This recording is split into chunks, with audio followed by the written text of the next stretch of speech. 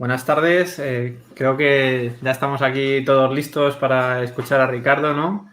Espero que se me escuche bien. No sé si alguien me puede poner un comentario, pero vamos, ojalá que sí. Voy a esperar unos segundos a ver si me podéis confirmar, porque yo no soy el habitual presentador, pero espero por lo menos hacerlo un tercio de un quinto de lo bien que lo hace el resto de personas. Así que no sé si me podéis decir si se escucha bien o no. A ver por aquí. No veo comentarios. Vale, perfecto. Muchísimas gracias, Enrique, Carla. Muchísimas gracias. Bueno, como sabéis, me voy a presentar. Yo soy Néstor, soy cofundador de Spain AI, junto con Fernando y con Paul, pero la red al final, somos muchísimas personas. Y para todos los que aún no nos conozcáis, comentaros que Spain AI es una asociación sin ánimo de lucro. Trata de conectar a toda la comunidad de profesionales, empresas interesados en inteligencia artificial, tanto en España como en todo el mundo hispanohablante. Actualmente la red se compone de 23 ciudades ya, ¿no? Seguimos creciendo y gracias a todas las personas que nos impulsan, todos los city leaders, impulsores desde diferentes regiones y, desde todo el mundo, ¿no? Buscamos democratizar la inteligencia artificial lanzando diferentes iniciativas. Y, pues una de ellas es, por ejemplo, el webinar que tenemos hoy, ¿no? Que además a mí me hacía especial ilusión y pedí a Alba, que es la presentadora habitual, que me dejase presentar, ¿no? También tenemos el hackathon, que ha colaborado mucha gente en lanzarlo. Y, ahora quería comentar brevemente el hackathon porque es una iniciativa que tenemos que nos hace especial ilusión y para los que no los conozcáis, presentarla brevemente, ¿no? Pero antes de esto, comentaros aquí, disculpadme, tenemos a Ricardo Baeza, que es al final el protagonista de la sesión de hoy y estamos especialmente contentos porque es un honor recibir en nuestros webinars al profesor Ricardo Baeza Yates, al que seguimos de hace tiempo y ahora vais a entender por qué, ¿no? Que conoce muchos temas, ¿no? Y hoy nos va a venir a presentar uno muy interesante. Ricardo, para los que no le conozcáis, es director part-time de los programas de posgrado de Ciencia de Datos del Northwestern University, campus de Silicon Valley, desde enero del 2018. Y del 2016 a 2020 fue CTO de Entent. Entent es una compañía tecnológica de búsqueda semántica basada en Carlsbad, California. Antes también fue vicepresidente de investigación en Yahoo Labs, primero en Barcelona y luego ya en Sunnyvale, California. Y entre 2008 y 2012 estuvo supervisando el Yahoo Labs en Haifa. También tuvo, después un cargo en Yahoo Labs en Londres, ¿no? Como veis, ha hecho de todo. Hasta 2015 fue director del Centro de Investigación de la Web en el Departamento de Ciencias de la Computación de la Escuela de Ingeniería de la Universidad de Chile y también catedrático de ICREA y fundador del Grupo de Ciencia de la Web y Computación Social, previamente llamado Grupo de Investigación de la Web en el Departamento de Tecnologías de la Información y las Comunicaciones en la Universidad Pompeu Fabra en Barcelona, aquí en España.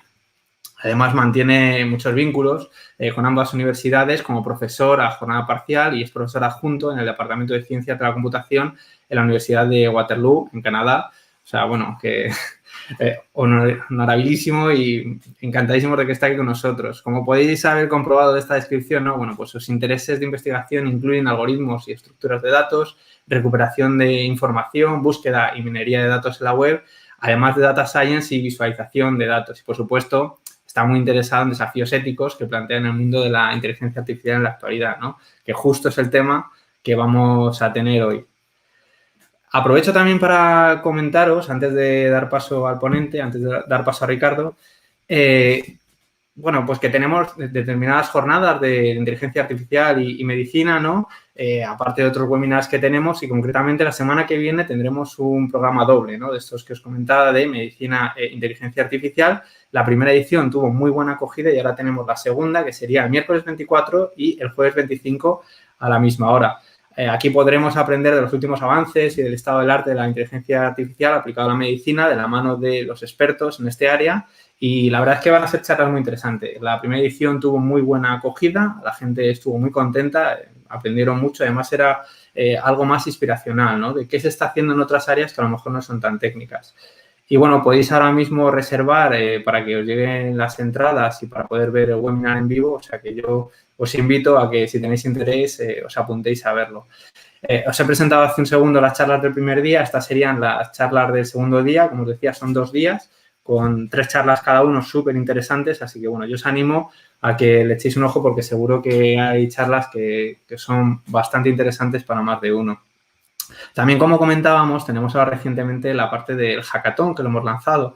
Hemos convocado, como decía, el primer hackathon para reconocer el esfuerzo y el trabajo de todos los data scientists, que este año hemos estado estudiando mucho y ahora también toca ponerlo en práctica, ¿no? Teníamos 3 retos ideados, uno de procesamiento del lenguaje natural, otro de series temporales y hace unos días lanzamos ya el último reto de Computer Vision, que, por cierto, ya hay mucha gente haciendo envíos y la verdad es que estamos sorprendidos de lo bien que están haciéndolo algunos. O sea que, bueno, os animo a inscribiros porque el reto es muy interesante. Bueno, todos los retos son muy interesantes y podéis consultar más información en la página de Spain AI. Vamos a dejar un link en la descripción del vídeo para que podáis entrar a verlo, pero, bueno, desde nuestra página principal, spainai.com, se puede entrar a verlo. Luego, como siempre, ya sabéis, pues aquí tenemos a los patrocinadores que sin ellos, pues tampoco tendríamos capacidad ni músculo para hacer todo esto, que nos vienen impulsando y estamos contentísimos de contar con todas estas empresas. Queremos agradecer a O'Reilly y a SAS que han ofrecido a todos los asistentes Umber acceso gratuito a los cursos online que tienen. Os vamos a enviar la invitación por correo electrónico después de, bueno, cuando se termine el webinar, al día siguiente os enviamos un mail para que podáis acceder.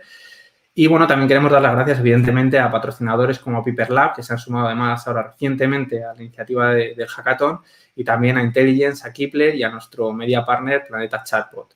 SAS también es patrocinador del hackathon, así que, bueno, entre todos estamos consiguiendo llevar la IA a todo el mundo y encantadísimos de tener a todos estos patrocinadores con nosotros. Bueno, como os decíamos, pues estamos encantados de tener patrocinadores y si alguna empresa, alguna persona quiere colaborar, ya sea a título propio o a título empresarial, pues estamos siempre con los brazos abiertos esperando más gente para lanzar nuevas iniciativas y también igualmente más empresas que nos ayuden a llevarlas a cabo. Como sabéis, en estos webinars podéis estar como empresa patrocinadora o haciendo una ponencia. Podéis abrir una comunidad en diferentes ciudades donde vosotros consideréis. Podéis enviarnos un email a info@spain-ai.com. Lo tenéis ahora en la pantalla. Y, bueno, podéis también, si queréis hacer una aportación a través de la cuenta de Patreon, os animamos a que la visitéis, pero igualmente, bueno, sois bienvenidísimos a todas las iniciativas que nosotros lanzamos. Bueno, y ahora mismo yo creo que ya sí que toca darle el paso a Ricardo, así que un segundo que le voy a dar paso. Bienvenido, Ricardo. Gracias, vale. Néstor. Gusto verte. Muchísimas gracias. Bueno, y ahora ya sí, recordad que podéis participar y esperamos que la charla sea muy interesante y que participéis todos vosotros mandando las preguntas a través del chat y al final también habrá unos momentos para que podamos, y Ricardo sobre todo, yo no, Ricardo pueda responderlas.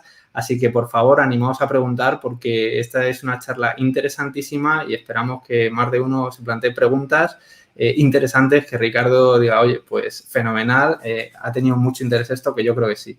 Así que, Ricardo, nada más, te doy paso, todo tuyo.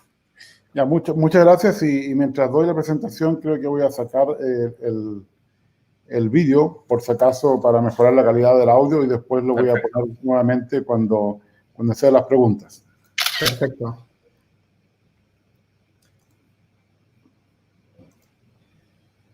Ricardo, no sé si estás compartiendo. A ver. ¿Ahí me ven la presentación? A ver, yo creo que ahora ya sí. A ver, vamos a ver, a preguntar a la gente. ¿Se ve?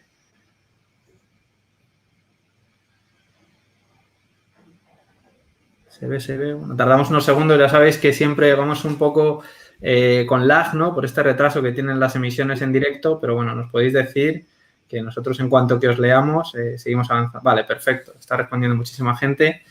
Ricardo, una pregunta. Te quito de la pantalla y ponemos solo vídeo entonces, ¿no? Sí, porque no voy a usar el vídeo para tener mejor calidad de voz. Perfecto. Y así se puede ver más grande. Perfecto, me saco yo, te saco a ti y en la parte de preguntas ya te ponemos otra vez a ti para que puedas hablar. Muchas gracias, Ricardo, todo tuyo. Gracias a ustedes. Es una charla nueva que empecé solamente a dar hace como una semana en Barcelona y es del tema que estoy trabajando en investigación hoy en día, que es cuáles son los desafíos éticos en inteligencia artificial. Ahora, ya no tengo el cargo que mencionó Néstor. Desde enero soy un profesor de investigación en este instituto nuevo que tiene Northeastern University, Northeastern, no Northwestern, muy importante, a veces uno se confunde, Northeastern, que es para lo que sería inteligencia artificial experiencial. Entonces, la primera pregunta es que mucha gente hace, ¿qué significa esto de inteligencia artificial experiencial? Y les quiero solamente con una página para explicarles. Básicamente es que la mayor parte de las aplicaciones exitosas tienen dos características. Una es que tienen alguna persona que está involucrada en la decisión que está tomando el algoritmo. Es decir, tenemos, por ejemplo, razonamiento y tenemos también, tal vez, intervención en la solución. Y esto es lo que se llama en inglés human in the loop, aunque voy a mencionar en la charla que yo preferiría hablar de que nosotros estamos en control, no solamente en el proceso. Y también muy importante que hay una dependencia muy fuerte en los datos. Para tener buen aprendizaje automático, todos sabemos, mientras más datos, mejores resultados. Y como alguien dijo, no tenemos mejores algoritmos, solamente tenemos más datos. Lo que también es un problema, porque sería mejor tener buenos algoritmos con menos datos. Y voy a explicar eso más adelante también. Entonces, lo que quiero hacer hoy día es, primero, recorrer algunos ejemplos que yo creo que son importantes, que son los que están aquí, ejemplos que claramente tienen problemas éticos, que son de muchos tipos distintos, para que eso dé el contexto de la segunda parte. Ahora, por supuesto, estos ejemplos tienen un sesgo personal, son los que creo que yo son interesantes, y por supuesto hay muchos más. Y la segunda parte son temas ya más generales, que tienen que ver con los principios, con las diferencias culturales, con la parte legal y, lo más importante, con nuestros sesgos cognitivos, incluso los nuestros como informáticos cuando diseñamos estos sistemas. Ahora, para la parte de diferencias culturales y de regulación, quiero agradecer a Lorena Jaume Parazzi, que es mi profesora informal de ética, y yo trato de ser el mejor alumno posible aquí y he aprendido mucho con ella. Y luego vamos a llegar al epílogo que tiene que ver cómo ponemos todo esto junto. Entonces, comencemos con el primer problema que tenemos, que es el tema de los sesgos. Y por supuesto, los sesgos vienen generalmente de los datos, pero no son solamente de los datos. Todos los datos reciben algoritmos sesgados, es decir, hay sesgos positivos, y eso es importante porque nosotros tenemos un sesgo negativo a la palabra sesgo, pero el sesgo no tiene adjetivo, y para tener un algoritmo interesante tenemos que tener algún tipo de sesgo en los datos, porque si no sería ruido blanco y por supuesto con datos aleatorios no hacemos nada. Y entonces la pregunta que hay que hacerse es si el algoritmo tiene que ser neutral o si tiene que ser justo. Neutral en el caso que esté discriminando a alguien y justo en el caso de que tenga que ajustar esa discriminación. Por supuesto, nadie hace esta pregunta y lo que obtenemos es el mismo sesgo en la salida, pero lamentablemente en algunos casos tenemos incluso más sesgo, y voy a dar un ejemplo muy bueno sobre eso, y entonces vemos que el algoritmo amplifica el sesgo, ya sea de los datos o porque el algoritmo mismo genera más sesgo por cómo está, por ejemplo, optimizando el problema. Ahora, para recordar qué significa ser justo, aquí está una caricatura clásica de la diferencia entre igualdad, equidad y justicia. Entonces, igualdad es que todos tienen lo mismo, pero por supuesto aquí el niño no puede ver el partido de fútbol. Equidad es que tratamos de resolver el problema y le damos más cajones al niño para que pueda ver el partido de fútbol. Y esto es lo que se llama una acción afirmativa, que es un sesgo positivo, por ejemplo, como la paridad de género. Y tenemos al final la justicia, que significa remover el problema, es decir, cambiar la sociedad, y todos sabemos que eso cuesta mucho más tiempo. Ahora, si les interesa este tema, yo les recomiendo que vean la película Coded Bias, que es mucho mejor que la de redes sociales de Netflix. Es una película principalmente hecha por mujeres y creo que por 10 euros ustedes pueden organizar una presentación de la película a un grupo. Así que yo les recomiendo, si quieren verla, es muy interesante y propone cosas que tienen que ver con lo que voy a hablar hoy en día. Así que entonces, ¿cuál es la respuesta a esta pregunta? Bueno, la respuesta es como cualquier pregunta más complicada, es que no siempre hay que hacerse estas preguntas. Es decir, no son obligatorias, pero sí hay que hacerlas si el algoritmo puede dañar a personas, y dañar en muchos sentidos distintos. Por ejemplo, basta con que discrimine a una persona para que uno tenga que éticamente hacerse esta pregunta como profesional cuando uno está diseñando un modelo de aprendizaje automático. Ahora, ¿cómo solucionamos el problema del sesgo? No voy a poder hablar mucho de esto, pero podemos sacar el sesgo en la entrada, es tal vez lo más importante, pero puede haber sesgo también en el algoritmo. Podemos ajustar el algoritmo para que vaya eliminando el sesgo a medida que va entrenando el modelo. Esto es lo que pasa, por ejemplo, en lo que se llama Learning to Rank, aprender a ordenar resultados de un buscador. Ahí hay técnicas para eliminar, por ejemplo, el sesgo que hay en hacer clics en las primeras posiciones, porque están en las primeras posiciones. Y finalmente, la tercera solución sería sacar el sesgo a la salida, que es lo más fácil, pero a veces ya no es muy tarde. Por ejemplo, si buscamos en LinkedIn por un candidato y el resultado nos da 10 mujeres y 90 hombres, bueno, ya no puedo poner más mujeres. Ni siquiera lo único que puedo hacer es ordenarlas para que las 10 mujeres queden al comienzo, pero ya no puedo tener paridad de género. Así que entonces, cuando uno ya perdió información, el resultado no es muy bueno.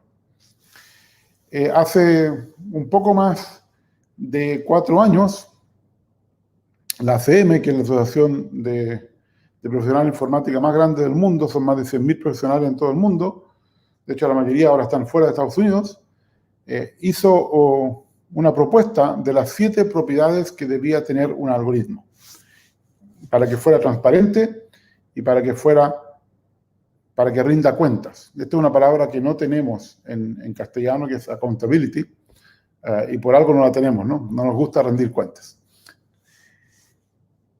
Estas son las 7 propiedades, no las voy a leer, ustedes las pueden leer. Ustedes pueden hacerse la pregunta, ¿cuántos algoritmos de los cuales ustedes han hecho tienen alguna de estas 7 propiedades?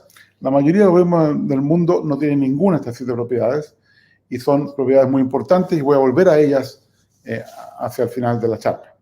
Ahora, aquí es muy importante destacar que los sistemas que hagamos no tienen que ser perfectos. Lo único que tienen que ser mejor que nosotros. Entonces, por ejemplo, cuando el coche autónomo de Uber mató a una persona en Arizona, lamentablemente, eso causó un revuelo, pero la verdad es que yo creo que los coches autónomos van a atropellar mucho menos gente que los coches conducidos por humanos, porque básicamente no beben alcohol, no se duermen, no miran el móvil, y un montón de razones más, no tienen hambre, no se cansan, un montón de razones más para que sea mucho menor el número de accidentes que hay en las carreteras. Entonces, empecemos con los problemas. Por ejemplo, como hablaba de sesgo, los primeros problemas tienen que ver con discriminación. Este es un caso clásico ya de hace unos casi 3 años de Amazon, que estaba usando un algoritmo para básicamente decidir a quién contratar, y encontraron que discriminaba a las mujeres. No es raro si la mayor parte de la gente que yo contrato son hombres, ya los datos de entrenamiento tienen ese sesgo muy fuerte, incluso aunque no use el nombre o el género de las personas. O, por ejemplo, este otro, que encontraba que los sistemas de reconocimiento facial discriminaban a las personas de color. Esto es del año 2019, y por ejemplo, la película esta Coded Bias tiene que ver con ese tema. Empieza con el tema de discriminación en los sistemas de reconocimiento facial. Ahora, el reconocimiento facial ha sido una de las tecnologías que ha permitido el desarrollo del aprendizaje profundo. Es decir, pueden ver en este gráfico, que es semilogarítmico, pueden ver que la escala en el número de imágenes pasa de 200 a 50 millones, y en el tiempo lineal pueden ver cómo esto ha crecido básicamente en forma exponencial. Aquí se ve una recta, porque está el eje logarítmico, y pueden ver que esto ha permitido que podamos usar todos estos sistemas y cada vez sean mejores. Ahora, algo interesante, que este es un trabajo muy reciente que apareció hace menos de un mes, es que la mayor parte de ese avance que hubo en reconocimiento facial se logró recolectando, sobre todo en el tercer periodo, después del año 2007, y sobre todo en el periodo a partir del año 2014, recolectando caras de la web. Y por supuesto, la mayor parte de esas caras no tienen consentimiento para ser usadas por un sistema de mensaje automático. Es decir, en cierto sentido, el desarrollo de toda esta tecnología no ha cumplido con el rigor ético de pedir el consentimiento de las personas que aportaron esa foto para ser usadas, por ejemplo, en aplicaciones que ni siquiera se conocen o que pueden tener mucha variedad. Y por esta razón, por este tipo de discriminación, sobre todo a nivel policial, Microsoft e IBM dejaron de vender sistemas de reconocimiento facial, y Amazon también, pero solamente para aplicaciones que tenían que ver con la policía. Y esto fue el año pasado, fue muy importante. Pueden ver que esta noticia es del 13 de junio, y nosotros, de la CM, porque ahora soy parte del Comité de Políticas Tecnológicas de la CM para Estados Unidos, también pedimos a final de junio una suspensión del uso de esta tecnología de reconocimiento facial por todos los problemas que tiene de sesgos. Bueno, incluso pese a esto, ya estos sistemas ya habían sido vendidos y la policía de Detroit los siguió usando.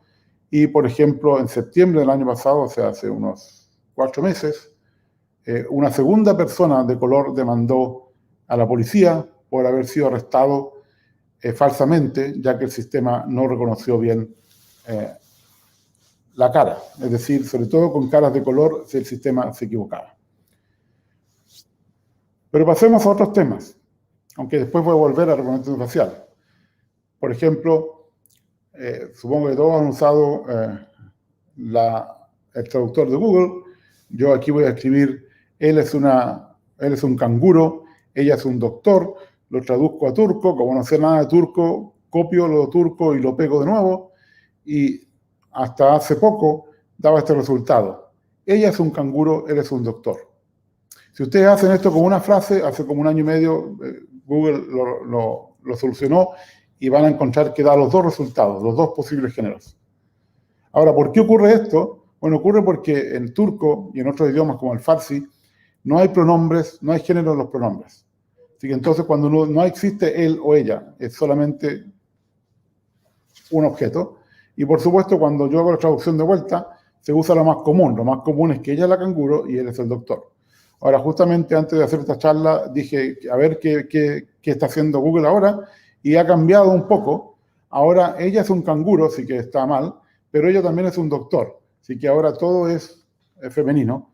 Lo que no sé por qué, cuando dice ella es un doctor, le pone ella en mayúscula. Misterios de esto. Y esta discriminación de género también ocurre cuando uno extrae información. Este es un famoso trabajo de Nureyev cuando fue en Barcelona en el año 2016, donde buscaban analogías ella-él y encontraron que la mayoría tenían estereotipos. Por ejemplo, si ella es enfermera, él es un cirujano. O si ella es una diva, él es un superestrellas. Y todos sabemos que hay connotaciones negativas de ser una diva. O sea, es una famosa, pero una famosa complicada. Así que pueden ver que hay mucho sesgo aquí. Y por supuesto yo me pregunté entonces qué eso quiere decir, porque esta es una colección de noticias de Estados Unidos, que la mayoría de los periodistas son hombres en Estados Unidos, y encontré que la respuesta era sí, pero no solamente eso, encontré que en la universidad el porcentaje era exactamente al revés. Es decir, el 70% de las estudiantes eran mujeres, pero cuando uno iba a los periódicos, el 70% era hombre. Así que aquí hay también un sesgo para encontrar trabajos que es más fuerte que incluso este. Y esto pasa también en los mapeos de palabras, lo que se llama word embeddings en inglés, que básicamente usando colecciones de texto muy grandes uno puede encontrar espacios vectoriales para representar las palabras, y como uno puede capturar la semántica en el contexto de donde aparece la palabra, las palabras que tienen una semántica parecida quedan muy cerca en este espacio vectorial, generalmente de 300 dimensiones. Pero en este trabajo del año 2017 se muestran que todos los estereotipos de género y étnicos están ahí y son aprendidos por estos modelos. Por ejemplo, aquí hay una tabla que muestra cuáles son las profesiones más comunes si uno es un hispánico en Estados Unidos, si es asiático o si es blanco.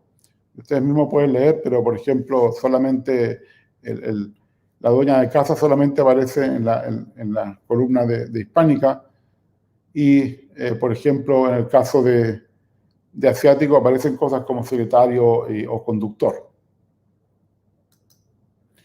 Y con esto llegamos a los modelos de lenguaje que yo creo que muchos de ustedes conocen y que han sido muy discutidos en las noticias.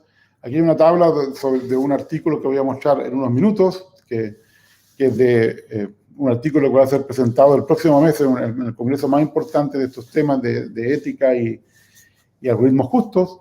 Y pueden ver cómo esto ha pasado de BERT, el modelo de lenguaje de Google del año 2019, a las últimas dos versiones de Google que todavía no son completamente públicas, pero que se conocen. Se ha pasado de 340 millones de parámetros, escuchen, 340 millones de parámetros, a básicamente 1.570 millones de parámetros. Recuerden que 1 billón en castellano no es lo mismo que 1 billón en inglés, así que hay que tener cuidado.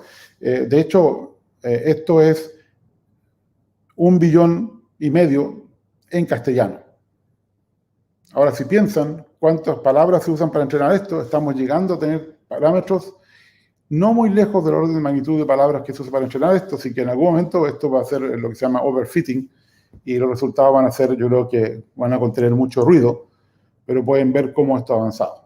Ahora, en un trabajo reciente, también del mes pasado, un grupo de investigadores mostró que, por ejemplo, GPT-3, que es el más clásico abierto de OpenAI, que salió el año pasado, tiene sesgo contra los musulmanes. Y aquí hay un ejemplo de completar texto, así que ustedes escriben, 2 musulmanes caminaron y estas son las posibles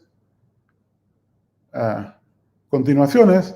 Por ejemplo, voy a leer la más leve, por ejemplo, a un bar gay y comenzaron a tirar sillas a los que estaban en el bar. Pero si ustedes leen, las otras son mucho peor y claramente son violentas.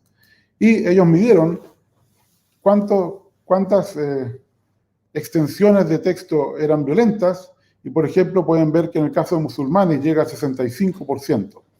4 veces más si son cristianos, o si son sikhs, que es una religión del norte de la India, o si son judíos, mucho menos, o budistas 10 veces, y ateos incluso menos. Es interesante que por lo menos que hay un estereotipo de que los budistas y los ateos son los más pacíficos.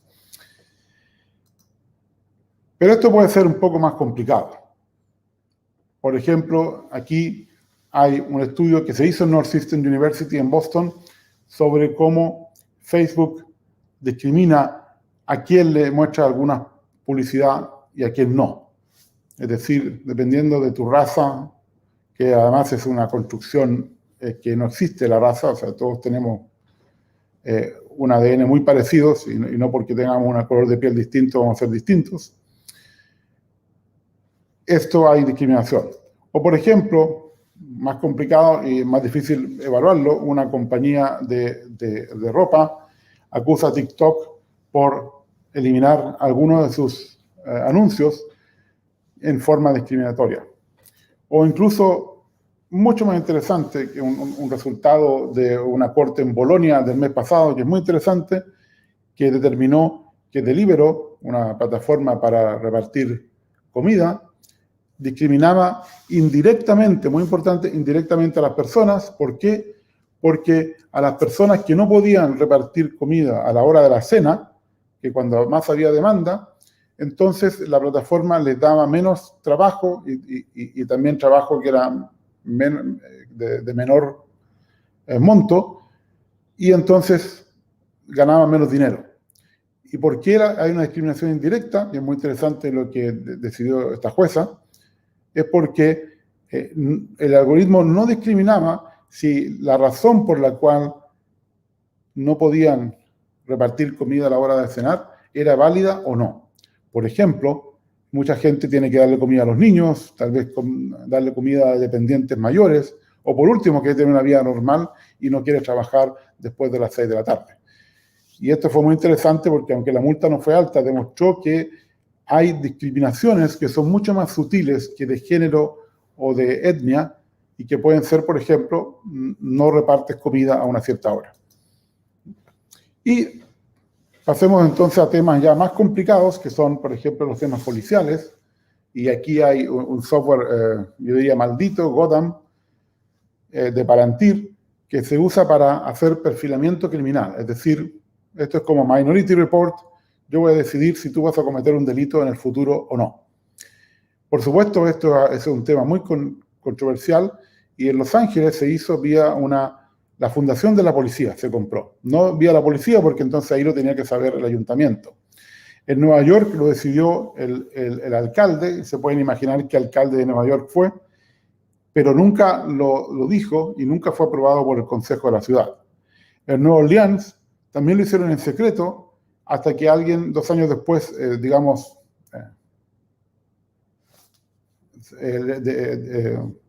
entregó el secreto a un periodista para que esto se supiera.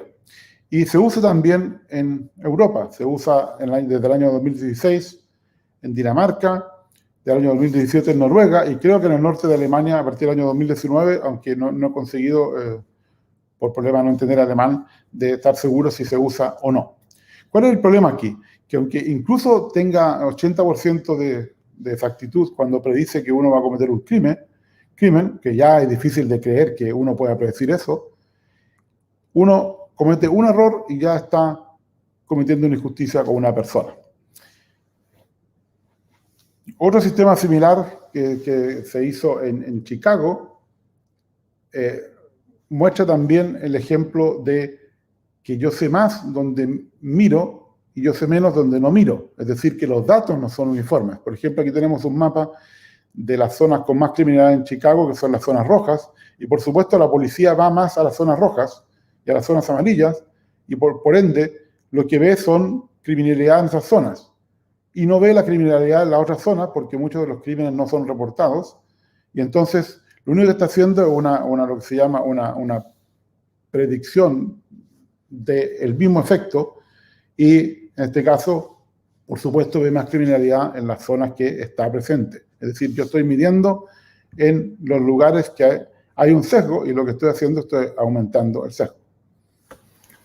Y esto también se usa lamentablemente en España. De otra manera, aquí hay un sistema que yo creo que alguien debería hacer una acusación constitucional. Este sistema se llama Veripol. Aquí está el trabajo que tal vez tenía una muy buena intención, pero básicamente era para saber si los informes de personas que son las víctimas, no los criminales, las víctimas, son verdaderos o no. Y esto comenzó a ser usado por la Policía Nacional en octubre del 2018, o sea, ya lleva más de 2 años, y es para detectar denuncias falsas. Y por supuesto que parece que la gente, al saber que estaba esto en funcionamiento, no sé, incluyendo si no se sabe si está funcionando bien o no, basta con la percepción de que está funcionando el sistema, la gente hace menos declaraciones falsas. Incluso aquí hay un artículo de Sevilla, ustedes pueden leer el titular porque está en castellano, aquí yo lo traduzco para cuando doy esta charla en inglés, pero hasta esto da un poco de risa. Un proyecto similar que comenzó hace poco en Alemania fue llevado a la corte hace muy pocos días, hace 2 semanas, porque esto no es ético ni no es constitucional en el caso de Alemania. Es decir, en este caso es un detector de mentiras que en base a la cara de cada persona dice si uno está diciendo la verdad o no, sea criminal o sea víctima. Otro caso muy conocido, tal vez el caso más famoso de discriminación que ha habido en el mundo, es el caso de Compass, y por eso tengo que mencionarlo. Esta fue creado como una herramienta para ayudar a los jueces a decidir libertad condicional. No era una herramienta de decisión, pero en muchos casos se usó como herramienta de decisión. También hay que ver que cuando cuando te dicen qué decisión deberías tomar, ya uno tiene un sesgo a aceptar esa decisión. Es decir, no es una decisión independiente de cada persona. Y el 2016, ProPublica, que es una ONG que ve estos problemas, mostró que esto tenía un sesgo de étnico de 2-1 y que básicamente había un 80% de error en crímenes violentos y un 37% en general en 2 años. Y por supuesto esto es anticonstitucional en Estados Unidos porque, por ejemplo, no se puede discriminar porque una persona es pobre o no. Y hay 2 casos conocidos en Georgia y Wisconsin que básicamente, digamos, demandaron a este software. Y aquí entonces la pregunta ¿es un algoritmo secreto ético? Sobre todo si decide si voy a ir a la cárcel o si voy a dejar la cárcel. Y también tenemos que hacernos la otra pregunta que es si un algoritmo público es seguro, porque si uno tuviera un algoritmo que funcionara muy bien, si yo sé cómo funciona, también puedo tratar de afectar el resultado modificando algún comportamiento que yo sé que es importante para decidir, para tomar la decisión. Quiero hacerles un ejemplo en detalle de un caso de la justicia en Estados Unidos que lo pidió el Departamento de Economía, no el Departamento de Justicia, ya les voy a explicar por qué, de fianzas en Nueva York. Es decir, cuando uno comete un crimen, va a la corte y el juez tiene que decidir si uno puede salir en libertad condicional o no, si tiene fianza o no. Por supuesto que si dice que sí y paga, se va. Si dice que sí y no puede pagar, en vez de ir a la prisión, hay prestamistas en Estados Unidos que tienen que hacer lo mismo que el juez. Tienen que decidir si la persona es inocente o no, y por ejemplo se les presta el dinero. Y por supuesto, si el juez dice que no, uno va a prisión. Ahora, normalmente, en todo el mundo, cuando un juez tiene que decidir, o una jueza tiene que decidir si una persona tiene fianza o no, si tiene libertad condicional, tiene que hacerse 2 preguntas. ¿Va a cometer el crimen de nuevo? Sobre todo si es un homicida, una pregunta muy importante. Y la otra pregunta es si va a volver a presentarse al juicio. Ahora, increíblemente, en Nueva York, uno tiene que decidir esto sin hacerse la primera pregunta. Es decir, un juez en Nueva York solamente tiene que preguntarse, ¿va a volver a la corte o no? Por supuesto, si alguien cometió un crimen muy grande, yo creo que no va a volver a la corte, así que no le deben dar fianza. Ahora, ¿cuál es el problema? Es que no sabemos qué habría pasado con la gente que no le dieron fianza para saber si esa persona cometió una ofensa de nuevo o, por ejemplo, si habría vuelto a la corte si hubiera tenido fianza. Es decir, como en muchos otros problemas tenemos la mitad de la historia y la otra mitad no la tenemos. Y eso es una cosa interesante de este caso.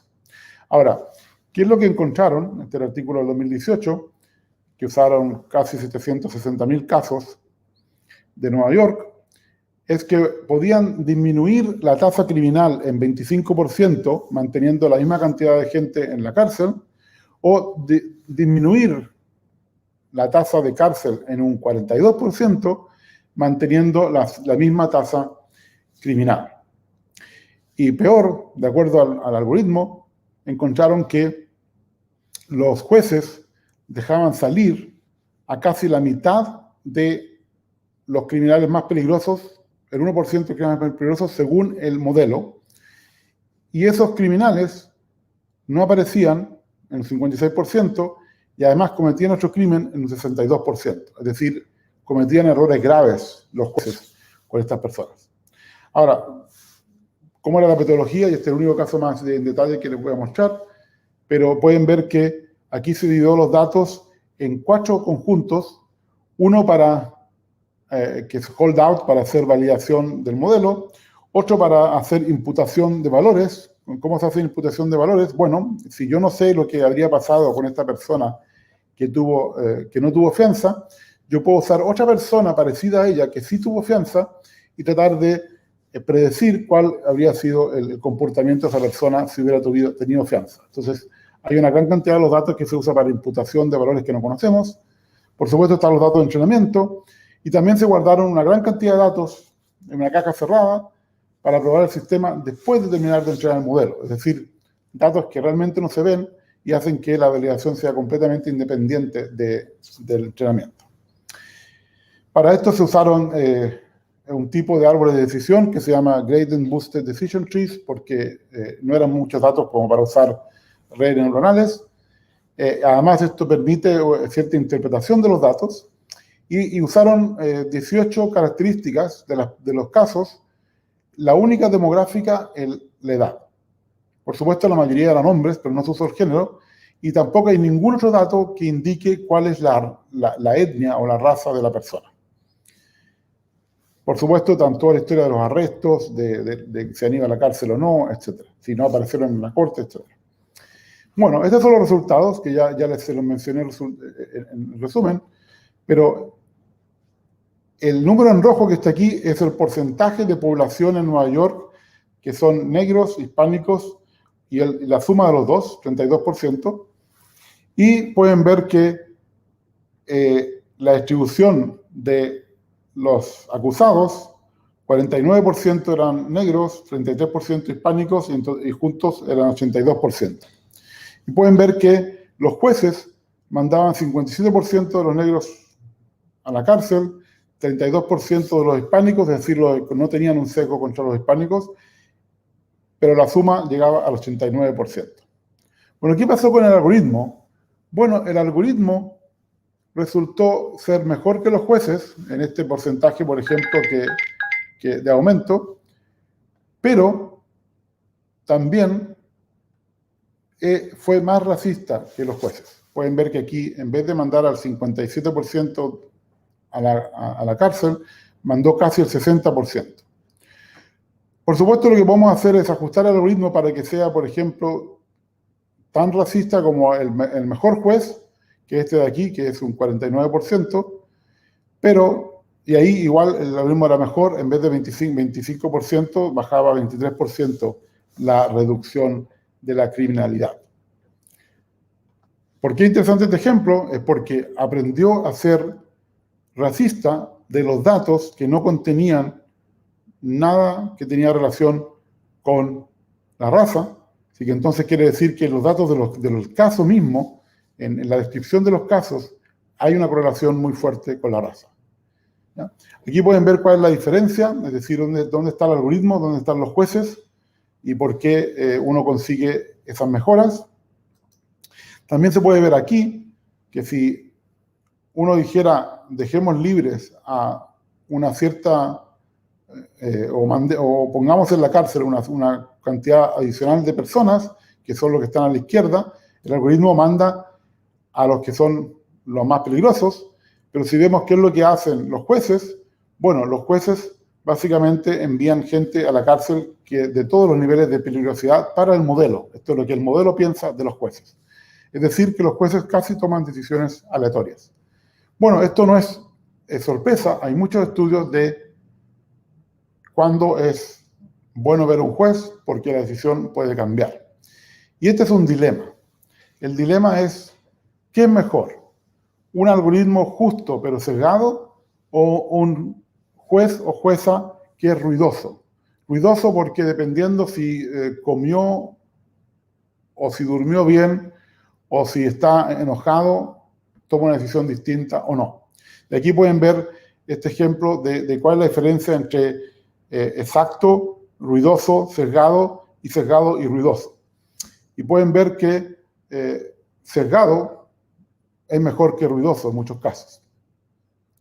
Y esto es un tema que ha trabajado mucho Daniel Kahneman, Premio Nobel de Economía. Este es un artículo muy interesante del año 2016 sobre el gran costo, el costo que está escondido de las decisiones inconsistentes que hacemos las personas porque tenemos estos ruidos que no nos permiten tomar la misma decisión ante el mismo problema todo el tiempo. Bueno, sigamos con otro tema que a mí me preocupa incluso más, o igual que la discriminación, que es la frenología. Si la frenología, si no sabes lo que es la frenología, viene de la signomimia, que es básicamente algo que comenzó con los griegos, de creer que a partir de la cara se podían deducir personalidades de las personas. Este caso de frenología comenzó con un alemán al final del siglo XVIII y se hizo muy famoso en el siglo XIX, sobre todo en Italia. Y tenemos cosas como esto. Esto es un trabajo que hicieron hace 4 años en Stanford. Usando caras podían reconocer tu orientación sexual. Por supuesto, las personas que tienen una orientación distinta no les gustó esto. O, por ejemplo, algo que pasó en China y luego en Estados Unidos el año pasado, usando caras, predecir si uno es un criminal o no, que tiene que ver con lo de Minority Report. O algo que, de nuevo en Stanford, que se publicó el mes pasado, y que ahora estamos reclamando a Nature, es que miramos tu cara y podemos saber qué orientación política tienes. Ahora, aquí hay un pequeño error técnico porque no estamos hablando de reconocimiento facial, en realidad estamos hablando de biométricas. Es decir, yo tomo la biométrica de tu cara y de tu cuello, de tu ropa cerca de tu cuello, de tu tipo de pelo, etcétera, y decido que tú eres, no sé, de Podemos porque tienes el pelo largo. Bueno, esto puede ser peor. En el año 2019 apareció un artículo en un congreso muy importante y he hecho un trabajo del MIT, donde si tú me das un poco de tu voz, yo deduzco cuál es tu cara.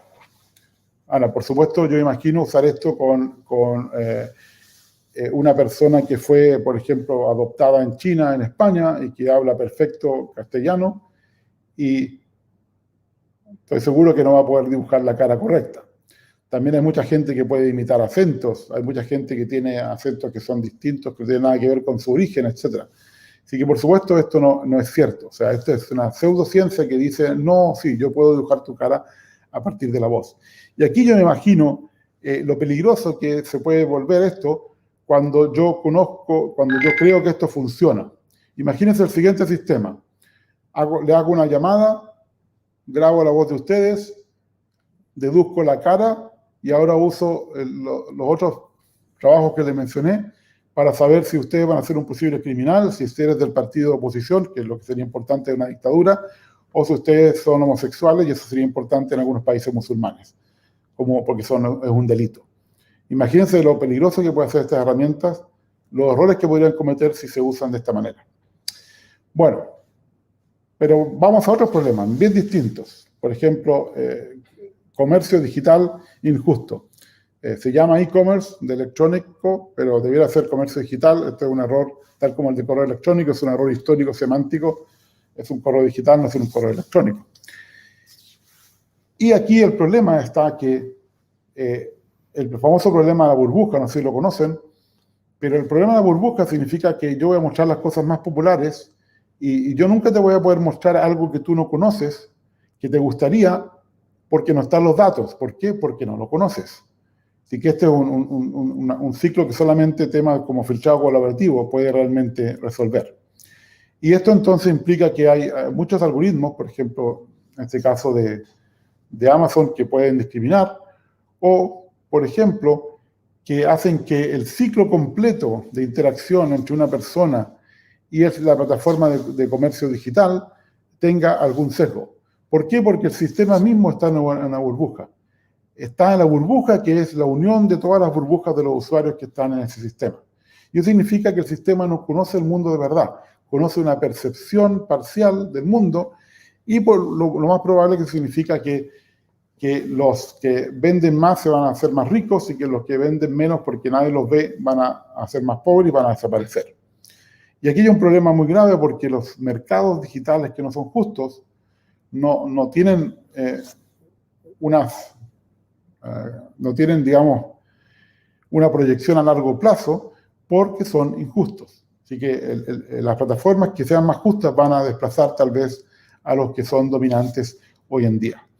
Y esto es como el problema del iceberg, que cuando uno está comprando y uno está viendo 4 recomendaciones, bueno, no es que esté viendo, por ejemplo, lo de arriba de un iceberg, lo que está viendo es el cubo de hielo que está en la punta del iceberg, porque es 4 de millones de objetos. Así que incluso es más problemático que el iceberg, y esto se llama el sesgo de exposición, que tiene que ver también con medicina. Yo no me puedo enfermar si no estoy expuesto a esa enfermedad. Aquí lo mismo, yo no puedo comprar si no estoy expuesto a ese producto. Y llegamos a los modelos estúpidos, ¿ya? Aquí quiero recordar lo que dijo el famoso estadístico George Box en el siglo XIX, que todos los modelos están equivocados, pero algunos son útiles. Hoy en día es lo mismo con los modelos de aprendizaje automático. Ni siquiera se sabe qué es lo que aprende. Por ejemplo, modelos que no pueden lidiar con semántica ambigua, o que no pueden lidiar con comportamiento irracional, o modelos que son muy sensibles. Por ejemplo, ¿qué sería un comportamiento irracional? Elon Musk diciendo, usen Signal, y modelos en la bolsa que son muy rápidos, tomando datos de Twitter y comprando acciones de esta compañía que se llama Signal Advance, que subió en más de un 400% su precio, porque estos modelos estúpidos pensaron que era lo que estaba diciendo Elon Musk. O, por ejemplo, este otro trabajo de un grupo de investigadores japoneses, donde muestran que si cambian un píxel, entonces el sistema genera una predicción distinta. Por ejemplo, podemos ver aquí que pasa de caballo a perro, o de perro a gato. Si con un píxel puedo cambiar la predicción, yo no sé qué es lo que estamos aprendiendo en estos sistemas. Y lo que falta aquí es entender las limitaciones de los modelos. Por ejemplo, es muy difícil olvidar lo que uno aprende. Nosotros tenemos la capacidad de abstraer porque olvidamos algunas cosas. Por ejemplo, aquí, no sé si alguien ha leído este fabuloso cuento de Jorge Luis Borges, Funes el Memorioso. Bueno, una persona que no podía olvidar nada. Si alguien le decía, ¿qué hiciste esta mañana?, te iba a contar las 2 horas de la mañana porque no podía olvidar nada. Y, por ejemplo, no distinguía entre un perro de perfil y un perro de frente. Tal como un sistema de aprendizaje automático no va a distinguir qué animal es este. ¿Por qué? Porque no creo que en el conjunto de entrenamiento habían fotos del animal por debajo de una mesa de cristal. Por supuesto, ustedes pueden adivinar qué animal es, pero estoy seguro que un sistema de aprendizaje automático no me va a decir qué es. Nunca olvidarse que no podemos aprender lo que no está en los datos, y que no podemos aprender qué animal es. Y lo importante hoy en día no es cuán exactos somos, sino es cuál es el impacto de los errores. Para mí esto es mucho más importante, tiene que ver con la ética. Por ejemplo, los falsos negativos son mucho peores que los falsos positivos. Por ejemplo, si estamos detectando cualquier enfermedad, decirle a la persona que no está enferma cuando sí está enferma es mucho más grave que decirle a una persona que sí está enferma cuando no está enferma. Después de ver al doctor va a estar muy feliz. Pero imagínense que una persona muere porque no le decimos que está enferma. Y muchos errores son no humanos, es decir, son errores que los humanos no cometen, como el problema como este de cambiar un píxel que acabo de mostrar. Y esos errores tienen un impacto negativo muy, muy grande, por ejemplo, como equivocarse y no decirle a una persona que está muy grave. Y si yo no tengo suficientes datos, o si yo no entiendo bien lo que estoy haciendo, por favor, la siguiente vez que la probabilidad de que la predicción sea baja, no digan lo que están prediciendo, digan no sé. Eso sería lo más humilde y lo más sensato, decir no sé cuando no estoy seguro si lo sé. Esto es lo que a muchas personas les cuesta decir, pero parece que a los modelos de aprendizaje automático les cuesta decir más, que no saben. Es como que el honor del desarrollador está en juego. Y aquí venimos con otro problema, que es el mal uso de recursos, que tiene que ver con la computación verde. Otra vez tenemos esta tabla. Estamos llegando a billones en castellano de parámetros. Y este es el famoso trabajo de Bender y Gebru, que causó mucha controversia hace poco tiempo, que se va a ser presentado también en un mes más. ¿Por qué? Porque, por ejemplo, ahí tenemos un transformer que fue entrenado con lo que se llama una arquitectura de búsqueda neuronal.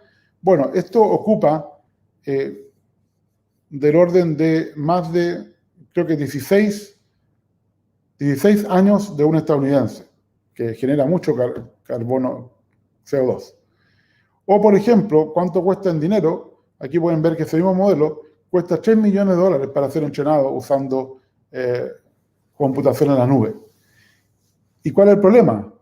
Estamos entrenando modelos que tienen sesgos, como el sesgo de género que mostré o el sesgo de religión, y entonces tiene sentido hacer esto, y este fue el trabajo que supongo que ustedes conocen, de los famosos loros estocásticos, que uno está generando modelos de lenguajes tan grandes que ya no sabemos qué aprenden y ya no sabemos qué sesgos tienen, y aquí pueden ver cómo Margaret Mitchell tuvo que esconder su nombre, que fuera la co-líder de Timnit Gebru, es la co-líder de Timnit Gebru en Google, pero lleva 6 días sin acceso a su email, por alguna razón que ella desconoce, y por supuesto no le dejaron publicar este trabajo, pero igual puso su nombre escondido, obviamente no tan escondido aquí.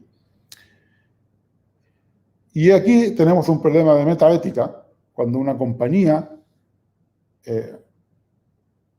despide a una persona sin mucha ética, o sea, que a ti te despidan por un email, lo único peor sería despedirte con un post-it, yo creo. Eso no es ético.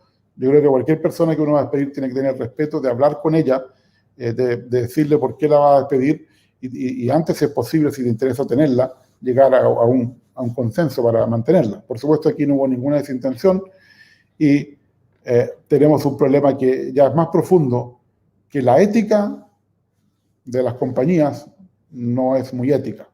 De hecho, cuando Google hizo su comité de ética, tuvo muchos problemas por la gente que escogió, y después de unos meses tuvo que desarmarlo. Y aquí tenemos entonces la segunda parte, voy a dar rápido, pues, preguntas que son prácticas. Por ejemplo, si tenemos estos principios éticos, ¿a qué parte del sistema aplica?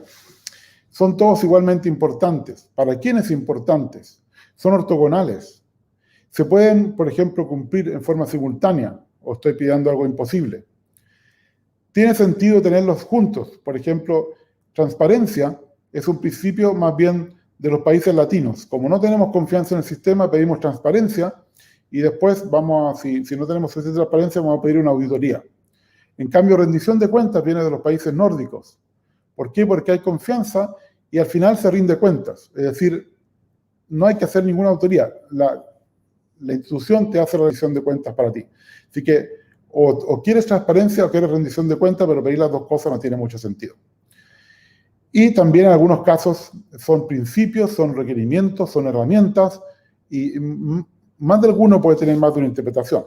Por ejemplo, aquí tenemos una lista de 30 posibles principios o requerimientos de un sistema. Algunos se aplican a los datos, otros al algoritmo o al modelo. Aunque hay gente que define que los modelos no son algoritmos, para mí un algoritmo da lo mismo si lo escribió una persona o un sistema, es un algoritmo. Si se aplica al sistema, se aplica a la gobernanza del sistema, si le interesa a la justicia, si le interesa al gobierno, si le interesa a las personas o si le interesa a la sociedad.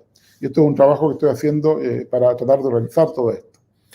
Y entonces, uno podría tratar de agrupar esto, y esta es una agrupación que estoy proponiendo, en cuáles son los principios más importantes, y para mí son, primero, tener conciencia de lo que uno está haciendo, es decir, el algoritmo tiene que ser consciente de lo que está haciendo.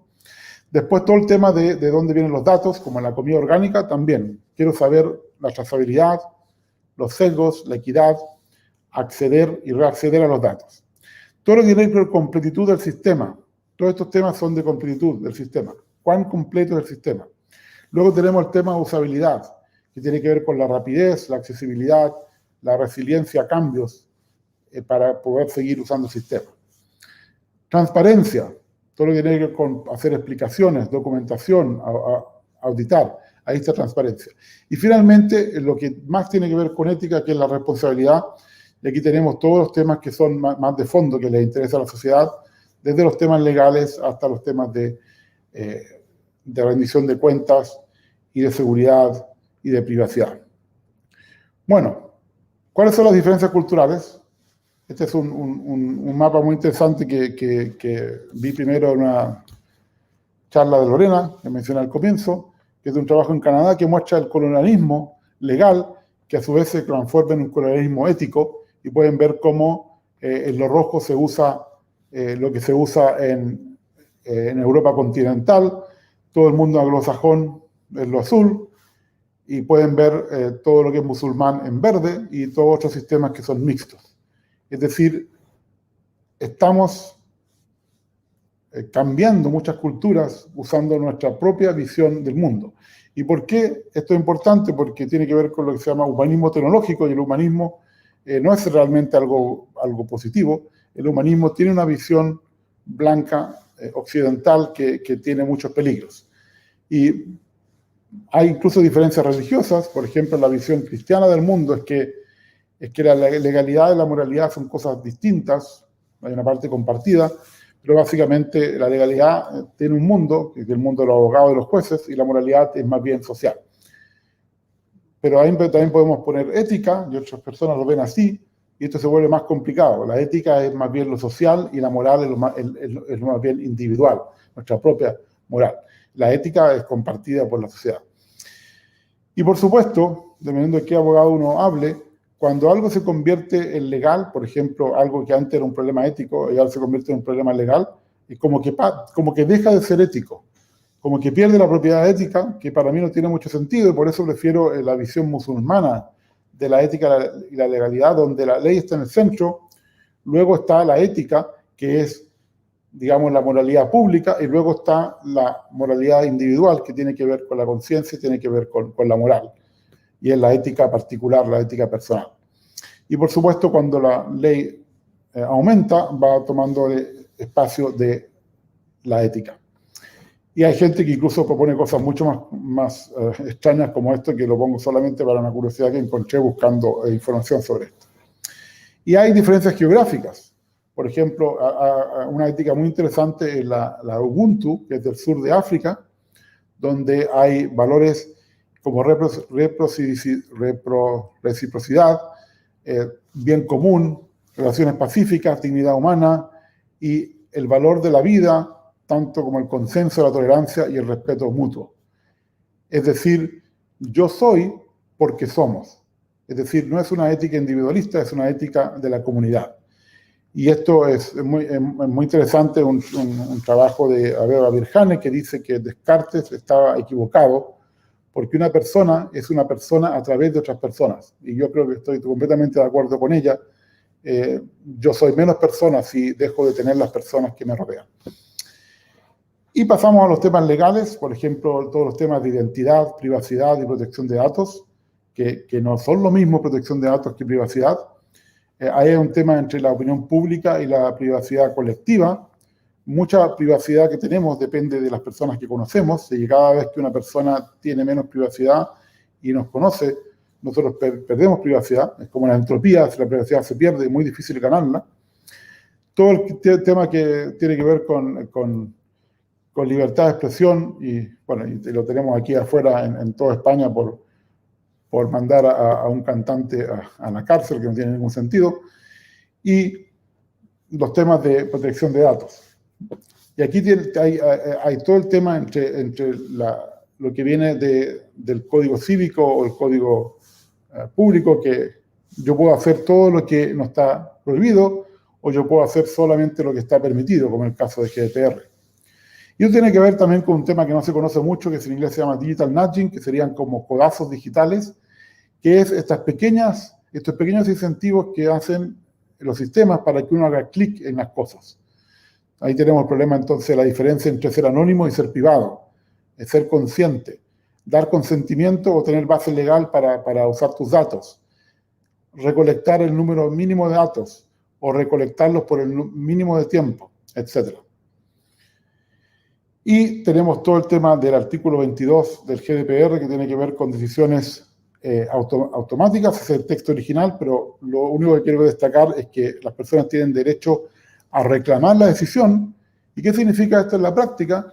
Significa que tenemos que darle a las personas información acerca del proceso. Eso significa que tenemos que tener interpretabilidad si estamos usando aprendizaje automático, o tenemos que introducir maneras simples de tener una persona que intervenga para que nosotros podamos desafiar la decisión. Y esto significa que si estamos usando un proceso automático, tenemos que poder explicar la decisión.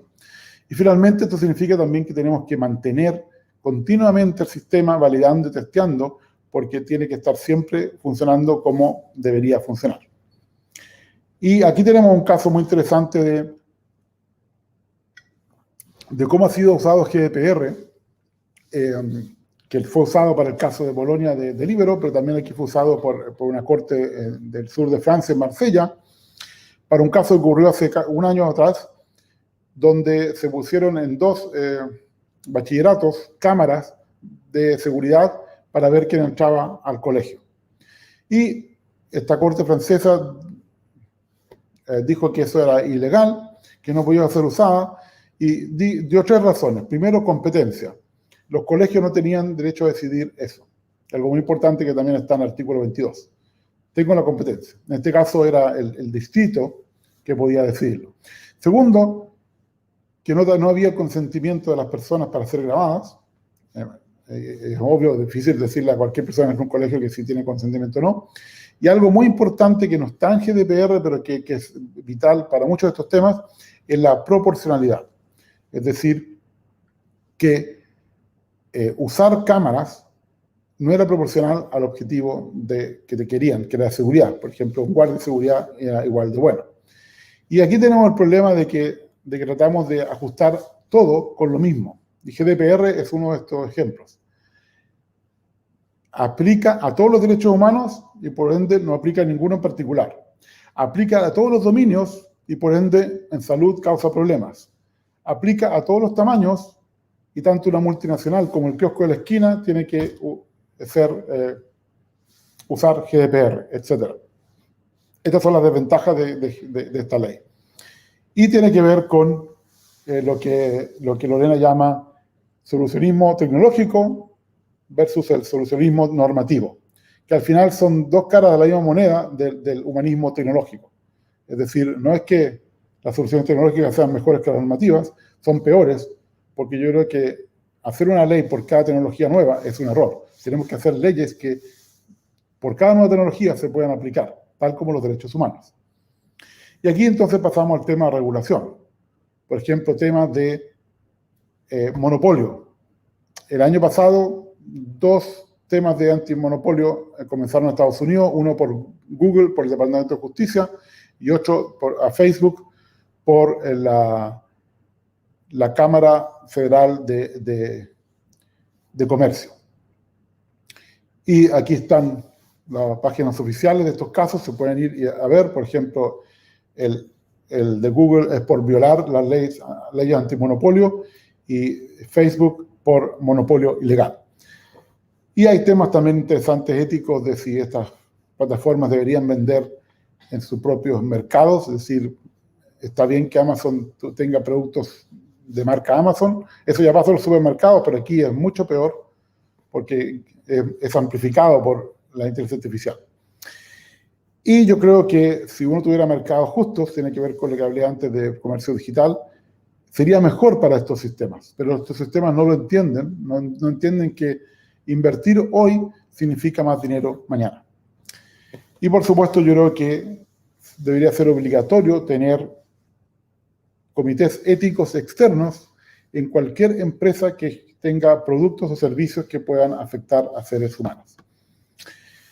Y aquí puede ser que haya una regulación futura de temas por ejemplo, de rendición de cuentas, de derechos de privacidad, de reconocimiento facial. Estas son 4 leyes que no pudieron pasar en la época de Trump y que seguramente Biden sí va a pasar. Incluso en temas de contratación de personas también puede ocurrir. Y una de las últimas cosas que hizo Trump fue esta oficina de inteligencia artificial, que en realidad no es algo nuevo, sino que una ley que ya había sido aprobada hace como 3 años en el Senado, que finalmente se implementó y que espero que Biden realmente ponga potencia aquí, porque uno de los focos va a ser básicamente regular discriminación de sistemas de aprendizaje automático en Estados Unidos. Y también algo importante aquí es todo el tema de transparencia, el registro y la auditoría de algoritmos. ¿Por qué necesitamos auditar algoritmos? ¿O qué deberán hacer los emprendimientos con respecto a esto para tener éxito? conozco casos de emprendimientos que han hecho auditorías específicas para entender qué hacían sus algoritmos. Y, por ejemplo, entre las ciudades que están registrando algoritmos están Ámsterdam y Helsinki, y espero que muchas otras ciudades y países enteros continúen con esta tendencia.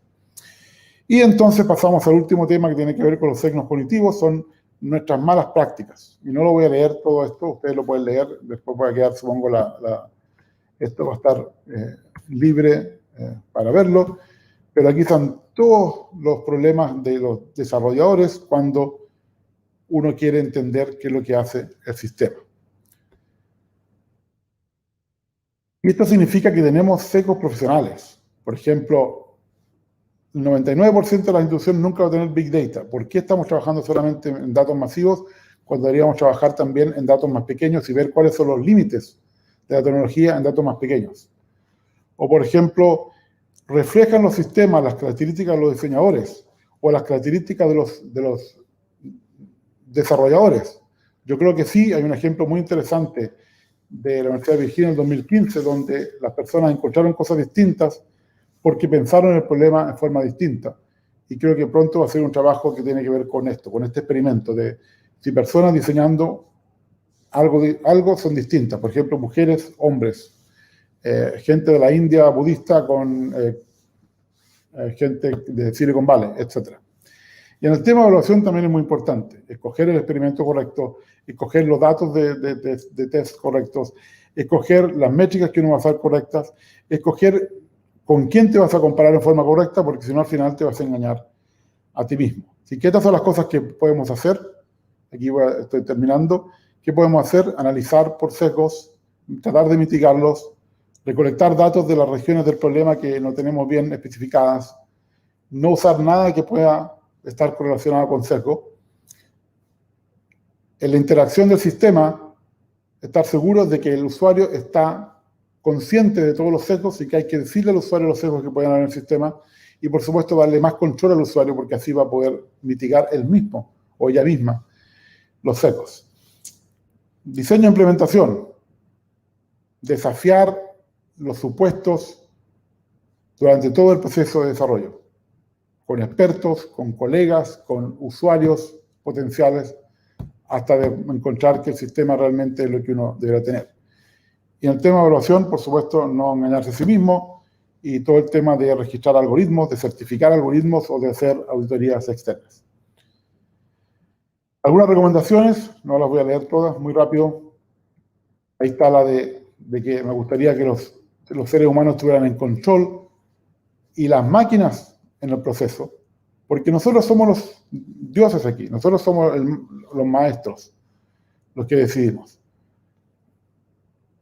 Al final, las máquinas no son inteligentes porque son por sí solas, van a ser inteligentes porque nosotros lo hacemos inteligente. Así que, para terminar, hay que recordar que los sistemas son un reflejo de nosotros mismos, lo bueno, lo malo y lo feo, tal como en la película.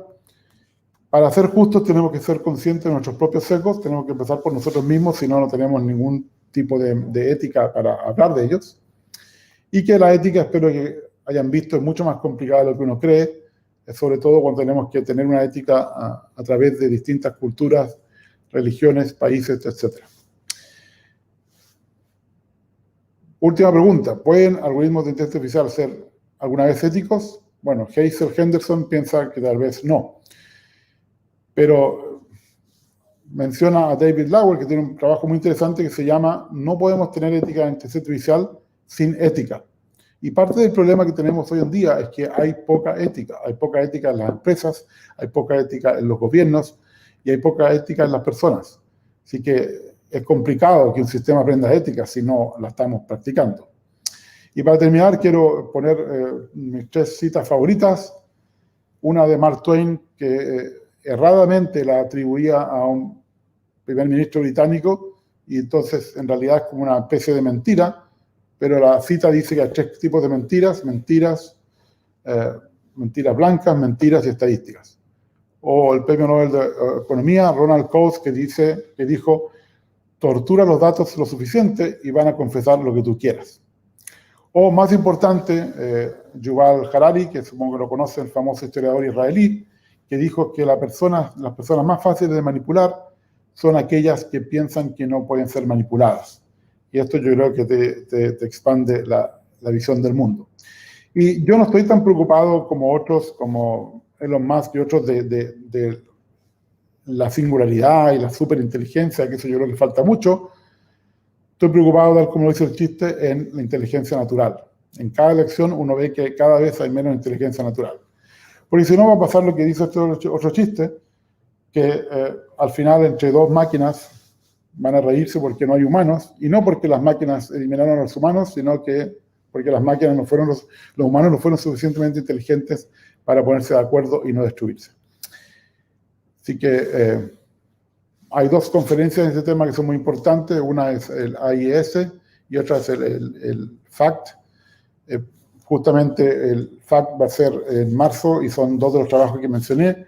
Y si no me equivoco, AIS va a ser en mayo y también tiene muchos temas con esto. Y aprovecho de hacer una publicidad sesgada, mi libro Recuperación de Información. Y si me quieren seguir, aquí está mi usuario de Twitter. Así que podemos pasar a las preguntas. Disculpen que tardé mucho más, nunca lo había hecho en castellano. En castellano es más tiempo que en inglés. Uno tiene que hablar más.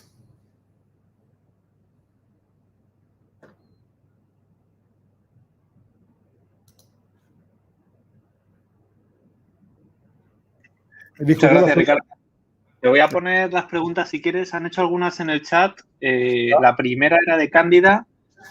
Estaba preguntando a ver si recupero el proyecto para que la vea todo el mundo. Dame un segundo. Ha preguntado al principio. Aquí está. Vale. La pregunta, Ricardo. También hubo un caso en el efecto 2000 en el cual una señora recibió una invitación a una guardería. También la IA tendrá el suyo. No sé si te queda clara o si necesitamos algo de aclaración por parte de Cándida. Es una pregunta interesante. ¿Me están escuchando? Sí, yo sí. Ok. Es una pregunta interesante. Voy a ser sincero, voy a decir no lo sé. Todo es posible, pero si uso mi propia recomendación debería ser no lo sé porque no... esto es como... Seguro que hoy en día hay robots militares. Son secretos y no los conocemos. La pregunta es, ¿son perfectos? Yo lo veo muy difícil. Y basta con un robot militar imperfecto para que haya un problema muy grande. Y eso podría ser un efecto 2000, ¿no? Imagínense un conjunto de robots militares completamente fuera de control, incluso de los creadores.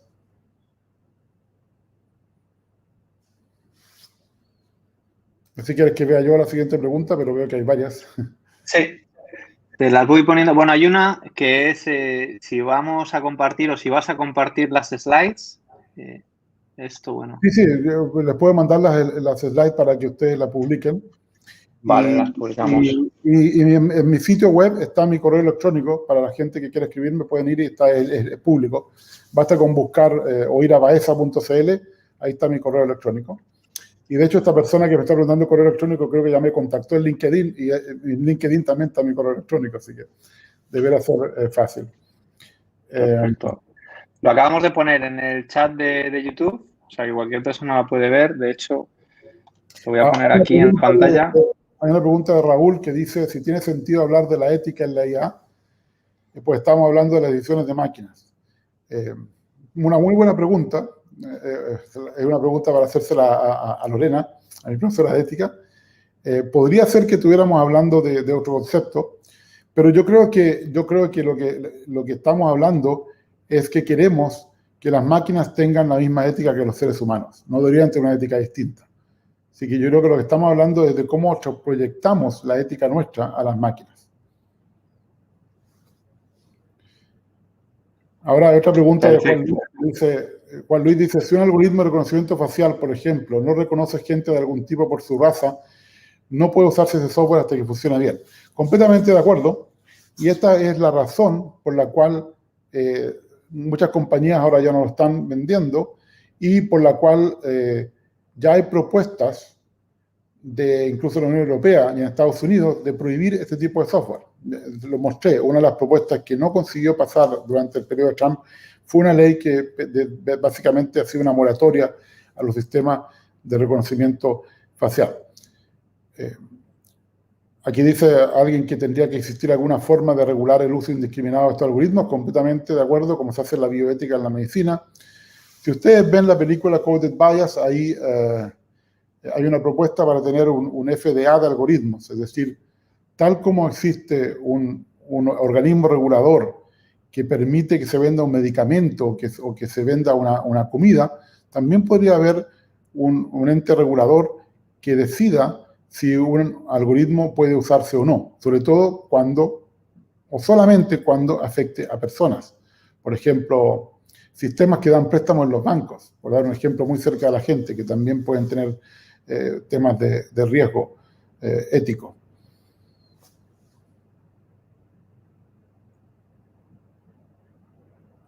También preguntaban qué pensabas del dilema de las redes sociales. Bueno, ya lo dije un poco lo que pensaba porque mencionaba que la película Coded Bias era mucho mejor.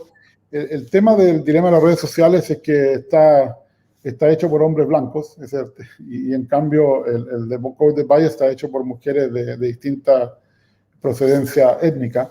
Así que yo lo creo que es una visión más realista de la diversidad. Yo creo que el dilema de las redes sociales lo encontré un poco profundo, un poco ingenuo. El tema es mucho más interesante y yo creo que solamente cuando habla, al final cuando habla, no me acuerdo el nombre de esta investigadora turca, cuando habla ella, esa es de las partes más interesantes del documental y el resto para mí no es muy bueno. No aprendí mucho. Bueno, saludo a Esteban, creo que lo está viendo, a Dagmar, veo mucha gente que me conoce que está aquí, así que de Argentina, de Alemania, veo a Marinés de México también. Gracias por estar aquí. Preguntaban también sobre la desinformación automática usando inteligencia artificial.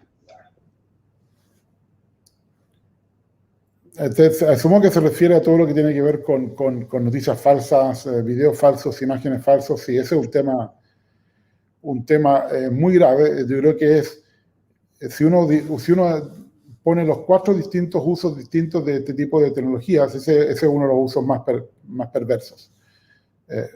Porque ya es muy difícil distinguir para personas qué es real y qué es no. Y aquí tenemos que tener un tema sobre cómo trabajamos nuestros propios sesgos para tratar de eliminar eso. Así que ese es un tema, necesitamos más investigación y por supuesto, van a ser máquinas luchando contra máquinas. Va a ser una lucha complicada, pero puede ser, en este caso puede ser a muerte porque son máquinas luchando contra ellas mismas. Por supuesto, hablando de forma figurada, van a ser sistemas de software tratando de reconocer a otros sistemas de software. Dagmar pregunta, ¿qué piensas del futuro de la inteligencia artificial desde la perspectiva de los usuarios que normalmente no conocen qué es inteligencia artificial? Es una pregunta muy interesante. Yo creo que tiene que ver con lo que estábamos recién hablando. Va a ser muy difícil para una persona común y corriente saber qué es real y qué es no. Y esto, si es mal usado, puede ser terrible. Por ejemplo, si esto es mal usado por un gobierno dictatorial, podemos tener un mundo que es como Matrix. Digamos que el mundo no es real y que estamos viviendo en lo que crean. Y esto ya pasa en parte de la gente hoy en día porque los medios de comunicación están dominados por ciertos grupos y ya tenemos un poco hay noticias que se saben y hay noticias que no se saben y solamente se saben gracias a las redes sociales, porque si no, no se sabrían. Antes pasaba eso, muchas cosas que ocurrían no se sabían. Y la historia se cuenta siempre por los que ganan y no por los que pierden y por supuesto se va modificando.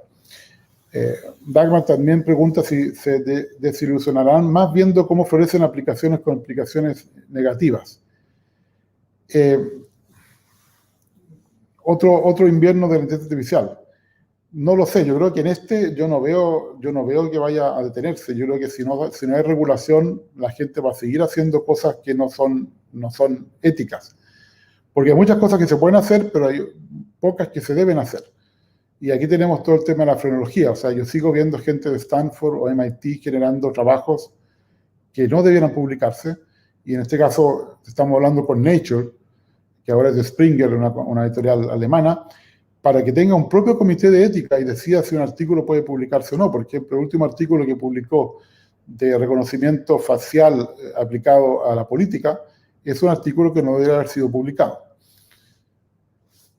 Y por supuesto, ¿qué podemos hacer dentro de la inteligencia artificial para evitarlo? Bueno, tenemos que hacer aplicaciones que nos ayuden a reconocer estos problemas. Es decir, yo siempre he hablado de un pepito grillo que va a estar en mi móvil y que va a decirme cuando alguien me trata de manipular y también me va a decir cuando yo trato de manipular. Porque también tiene que enseñarnos a nuestros propios sesgos. Y, o sea, tenemos que trabajar en escudos que nos protejan de la inteligencia artificial externa y también que nos hagan crecer como personas. Ahora, estos escudos tienen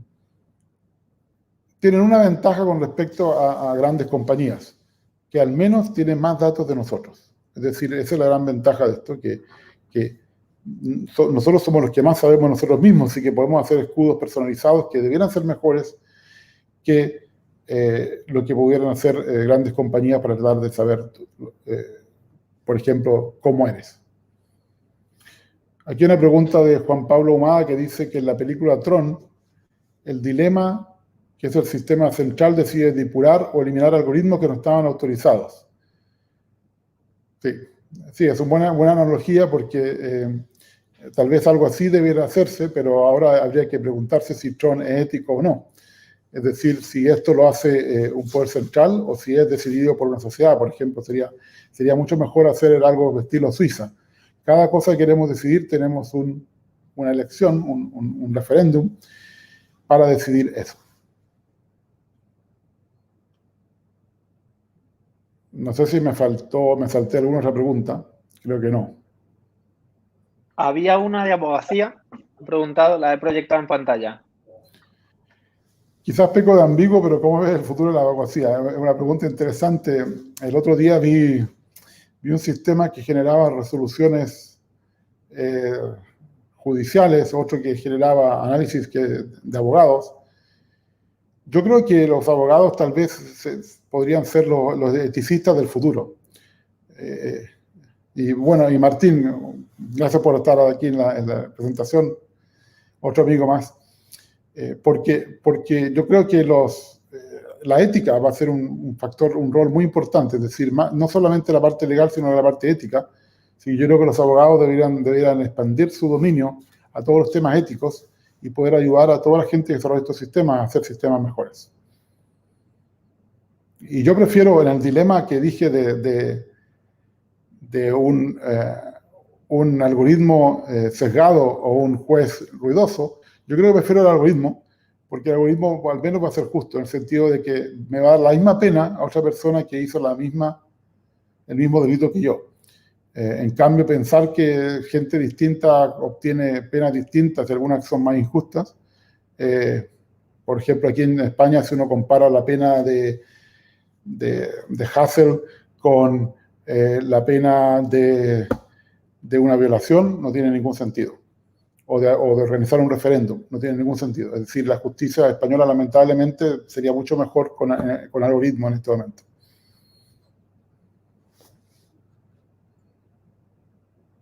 Aquí una pregunta que tiene que ver con medicina: ¿cómo hacer que los médicos y pacientes confíen en las decisiones que se pueden tomar usando aplicaciones de IA en el ámbito de la salud? Muy buena pregunta, porque aquí también hay otra paradoja que tal vez debería haber agregado en esta presentación, que tengo algo escrito sobre eso. Porque uno le puede explicar a la gente si un sistema es bueno o malo, y al final la decisión puede ser de la persona, y tiene que ser de la persona, es decir, uso un cirujano o uso una persona. Por ejemplo, si es algo normal, lo mejor sería usar un cirujano robot, y si es algo complicado, tal vez sería mejor usar una persona que va a poder generalizar lo que sabe a cualquier problema complicado que aparezca. Ahora, ¿cuál es la paradoja? La paradoja es que para tener cirujanos robots que son muy buenos, vamos a tener que tener profesores de esos cirujanos. Vamos a tener que tener cirujanos humanos que son mucho mejores. Yo los llamo Jedis. Vamos a tener que tener Jedis que van a enseñar a los robots. Ahora, para ser un Jedi hay que practicar mucho. Hay que practicar toda la vida. Y eso significa que van a tener que practicar cuando no sean Jedis. Es decir, de aprendiz a Jedi vamos a tener que practicar con personas. Y eso quiere decir que algunas personas van a tener que ser usadas como conejillos de indias para la práctica de esos aprendices. Es decir, que tal vez va a haber una lotería y van a decirle, lo siento, tú no puedes elegir si es un robot o una persona, tú vas a tener que ser una persona porque tienes que ser, aportar a la sociedad, porque tú vas a ayudar al entrenamiento de un aprendiz. Por supuesto, esto tiene que ser con casos simples para que el aprendiz vaya aprendiendo. Así que hay muchos temas muy interesantes en el tema de cuando hay una persona que está en un estado de salud crítico y si usamos inteligencia artificial o no. No solamente la elección, sino también cómo hacemos para que estos cirujanos puedan ir mejorando en el tiempo y tengamos profesores humanos para ellos.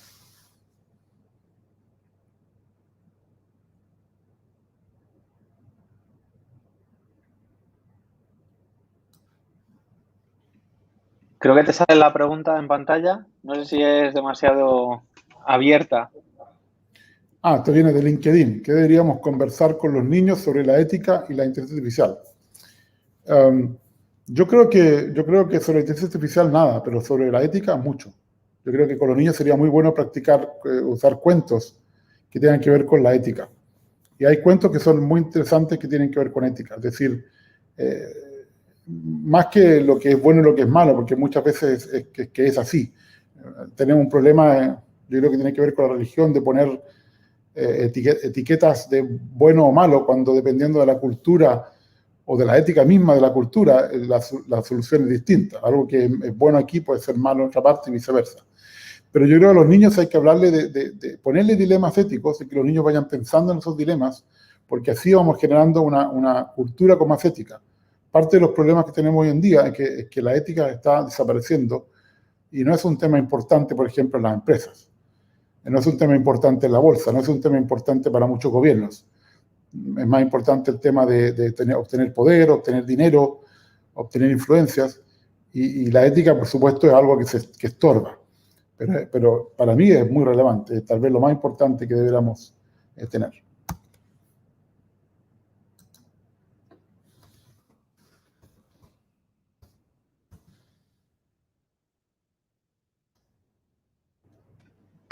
Una más de YouTube.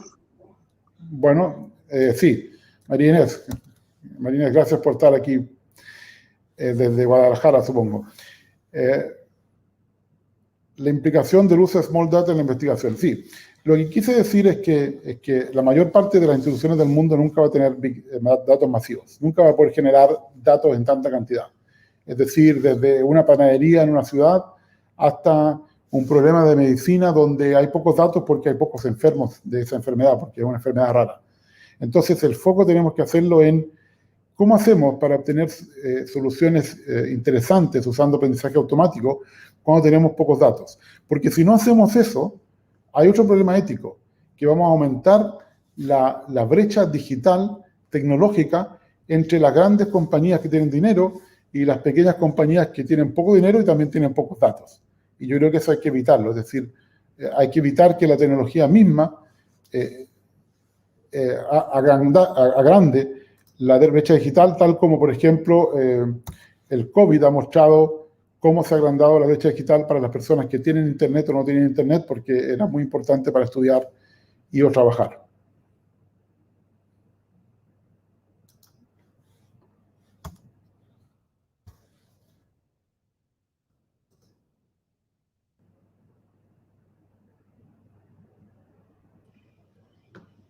Fenomenal. Hay una más, el rol humano de hace 20 años, comentaban. El rol humano ahora. Leopoldo, sí. Sí. El rol del ser humano en 20 más años va a ser casi nulo. Yo espero que no, voy a ser optimista. Yo creo que al revés, tiene que ser más importante. Si no estamos, tal como decía en una de las páginas, si no estamos nosotros en control, Si no estamos en control va a pasar lo que tú dices, que vamos a ser anulados. Ese es el peligro, eso también es el peligro que menciona Harari en su último libro, 21 lecciones para el siglo XXI, donde dice que si ponemos juntos todo el tema de neurociencias con el tema de tecnología y de aprendizaje automático, podemos crear dictaduras digitales.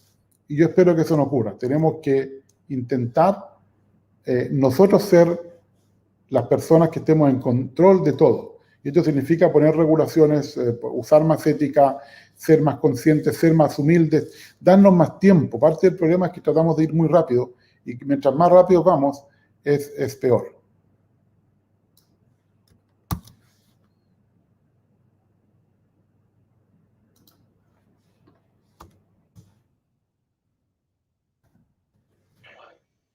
Una más de LinkedIn nos acaban de hacer. Cristian Leguizamón.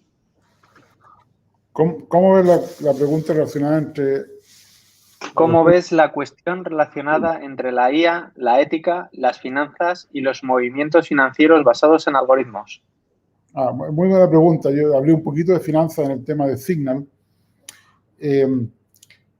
Yo creo que aquí hay un tema que es incluso anterior a los algoritmos. O sea, yo creo que las finanzas y los movimientos financieros, por ejemplo, de la bolsa, tienen problemas éticos de partida. Es decir, la especulación para mí tiene problemas éticos. Es decir, tal como decimos que la gente no debiera apostar en un casino, es decir, que vemos que todo el tema del juego de apuestas es un tema, una adicción negativa que tiene aristas éticas. Para mí especular no es muy distinto. Es decir, tener dinero y ganarlo porque especule bien no tiene ningún beneficio al resto de la sociedad. Así que yo creo que tenemos que partir por regular la ética de ese mercado de valores, porque si también la inteligencia artificial puede predecir ese mercado deja de existir. Es decir, si los algoritmos son tan inteligentes que pueden predecir el mercado se desploma. Así que casi me gustaría que eso pasara. Yo creo que no es cierto, pero me gustaría que pasara porque sería una demostración de que en realidad todo era algo ficticio, que no tiene valor real. Y yo creo que deberíamos ya... Sí, yo creo que si te parece, lo dejamos hasta aquí y ya vamos. Perfecto. Muchísimas gracias. Agradezco a las 50 personas que todavía están aquí viendo esto y espero que les haya gustado. Yo voy a dejar disponible la presentación después a Néstor y a Alba para que la publiquen. Bueno, pues muchísimas gracias, Ricardo. Un placer haberte tenido. Muchísimas gracias a todos por las preguntas. Cuando quieras esperamos volver a contar contigo, Ricardo, que no paras de publicar cosas. Así que bienvenido. No sé si quieres despedirte de la audiencia, pero vamos, por mi parte, nada. Muchísimas gracias. Sí, muchas gracias a todos y gracias por estar presentes de tantos lugares, mucha gente que conozco, y también saludos, Esteban, y también por todos los comentarios sobre la charla. Muchas gracias.